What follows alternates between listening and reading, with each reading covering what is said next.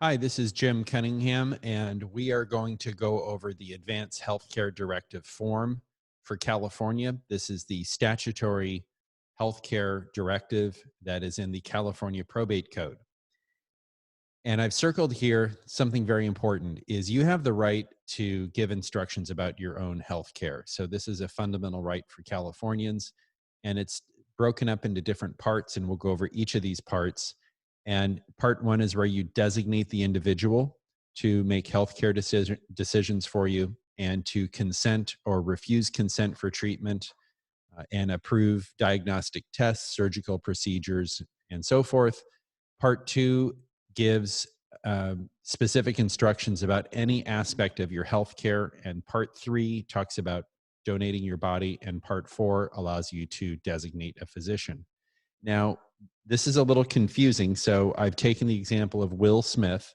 So this is Will Smith's um, advanced healthcare directive, and so I'm going to skip down here. So this is where you sign it. If when you're making this is page 5 of 6.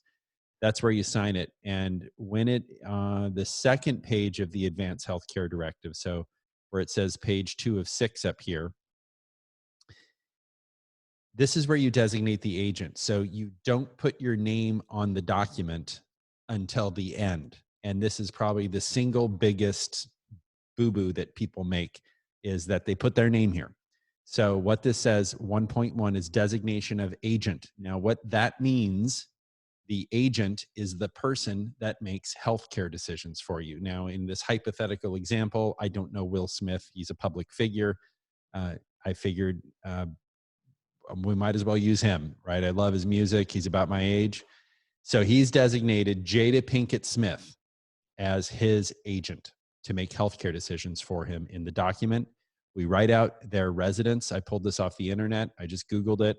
And these are fake numbers, but you would go ahead and write in your numbers. So when you're filling this out, you don't put in Jada Pinkett Smith, because I don't think she's going to make healthcare decisions for you. You're going to want to put the person that you pick to make healthcare decisions for you. If you don't have someone, you need to pick someone.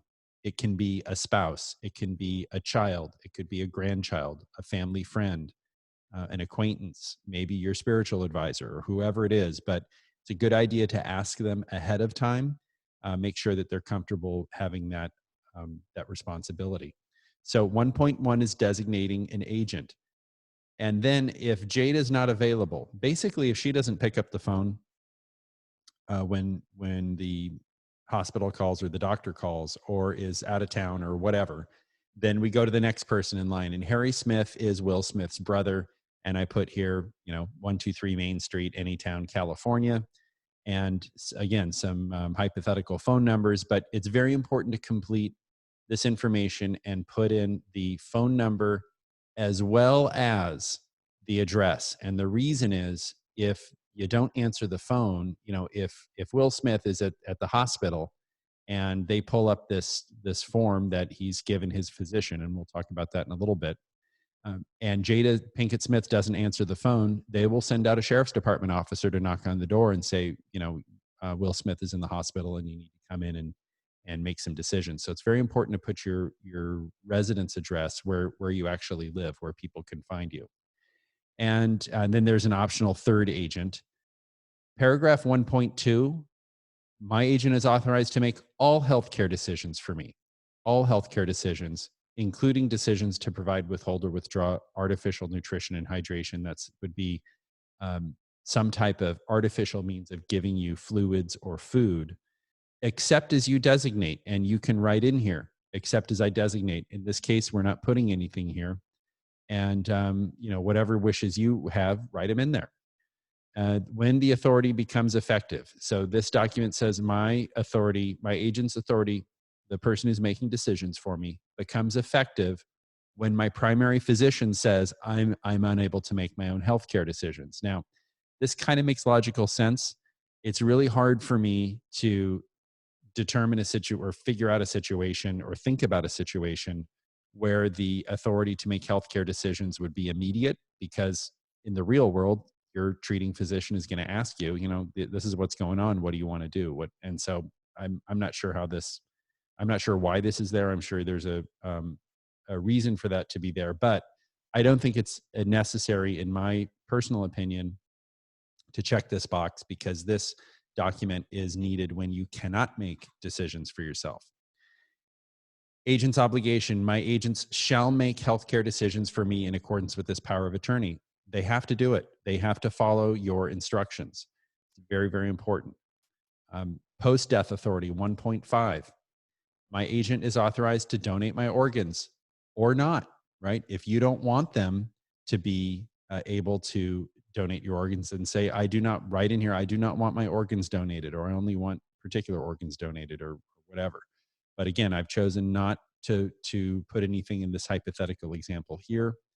Nomination of conservator. So what this is a nomination of conservator is if you are unable to provide for your own food, clothing, or shelter, or unable to provide for your basic needs, then the county typically steps in and appoints a conservator, or a loved one will step forward and petition the court to be appointed your guardian. So guardian and conservator have different meanings in California, but generally speaking, a conservator is appointed when you can't do for yourself, right? So maybe somebody who's had a stroke, or Alzheimer's, or dementia, or Parkinson's. Oftentimes those are the type of people that have a conservator appointed over them to help them. Now we move to part 2, instructions for healthcare. And I've checked on this hypothetical example, choice not to prolong life. I do not want my life to be prolonged if I'm a goner. I mean, that's basically what it says. Or you can choose to prolong life. I want to be my life to be prolonged as long as possible. Okay, so that's a choice that you're free to make, but I would encourage you to pick one or the other. And relief from pain, this is palliative care, not curative care. Oftentimes, this is where hospice will step in. And again, we've chosen to leave this blank. You're not required to fill this line out. Other wishes, if you have any other wishes, put them in there. If you have spiritual wishes, you can put those in as well. Part 3 is donation of organs, tissues, and parts. And I, in this hypothetical example, put whatever is needed. Go ahead and donate those. And if you want to restrict your donation, then you can restrict it here. Part 4, I have, again, this is totally fictionalized, but Dr. Oz, where we've named Dr. Oz as the primary physician, and this actually is his street address. I pulled this off Google, and that's his office's phone number, and he does take new patients. So Dr. Oz is there. And if Dr. Oz isn't available, we could certainly put another person here. Again, don't put Dr. Oz's information in here if you're not his patient. You should put who your physician is, your primary care physician. Moving to page 5, this is where the signature happens. It is dated. You can see where it's signed Will Smith, and then Will prints his name under here. So page 5 of 6 is where you write your name. You do not write it on the first 4 pages, but you write it on page 5. And put your address. That's very important. It helps identify you. So it gives some added information. Now, this document is witnessed. This document is not notarized. So this is kind of like a will, and a will is not notarized. This particular document is signed by 2 witnesses. Now, the witnesses, I'm going to walk you through this. These aren't just these are 2 people who sign, and they see Will Smith sign it. And these are his 2 friends, Tom Cruise and David Beckham. Again, I Googled all this information about who his friends are, and these are their addresses. I have no idea if these are the actual addresses. And Tom Cruise or David Beckham or Will Smith, if you ever see this, this is completely fictionalized. So they sign as witnesses. And then there's this additional statement of witnesses. So at least one of the witnesses must sign this. I declare under penalty of perjury, which means I swear, that I'm not related to the individual executing this advanced healthcare directive. Okay. Or I'm not entitled to any part of their estate. That's very important. So, you can't have, Will Smith can't have his 2 kids sign this. You got to pull in one neighbor. You got to pull in one friend. At least one person witnessing this has to fit this description. Now, if Will Smith were a resident in a skilled nursing care facility, this is only if you're a resident in a skilled nursing care facility, the ombudsman or patient advocate, ombudsman, needs to sign this, basically certifying that this is not really under fraud, duress, menace, or undue influence. So it's an added level of protection for residents of skilled nursing care facilities. And that concludes the Advanced Healthcare Directive.